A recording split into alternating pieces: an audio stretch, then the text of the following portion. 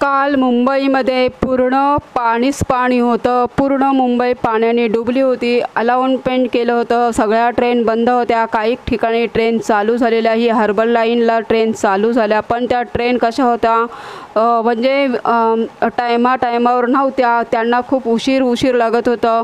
तर एवढी नंतर त्याच्यामुळं जो कामाला जाईल त्याच्या ट्रेनमध्ये चढण्यासाठी खूप गर्दी झाली.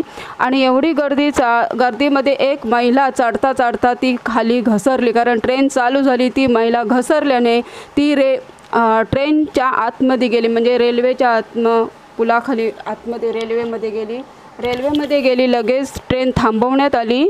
म्हणजे कोणीतरी इशारा केला आणि ट्रेन थांबवण्यात आली. पण थांबता तरी पण त्या बाईचे दोन्ही पाय गमावले. ती बाई जिवंत आहे. म्हणतात ना, देव तरी त्याला कोण मारी, पण तिचे पाय गमावले. ती कशी जगेल कशी नाही, तिच्यासमोर तो प्रश्न उभा राहिला.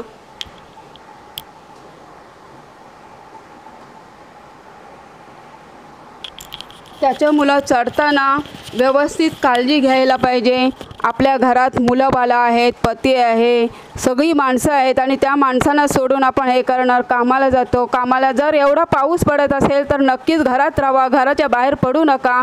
गर्दी असते त्यावेळेस. गर्दीमध्ये चढताना कसं चढायचं, पाय आपलं घसरतो का, पाय आपण पडतो का, पकडायचं ट्रेन व्यवस्थित पकडायची दांडी. जर गर्दी असेल जास्त तर चढताच ना आलं तर ते ट्रेन सोडून द्या. बघा ह्या बाईचं काय झालं, दोन्ही पाय तुटले गेले. ती बाई प्रत्यक्षात दाखवली नाही, थोडीशीच दाखवली, कारण तिला तिचं हे बघता येत नव्हतं. त्याच्यामुळं अजिबात दाखवलं नाही. लगेच तिला म्हणजे तिथे लोक जमली. नंतर लगेच तिला हॉस्पिटलमध्ये नेलं. बघा ट्रेन किती स्लो चालते. त्याच्यानंतर थांबवल्यानंतर ट्रेन स्लो चालायला लागली.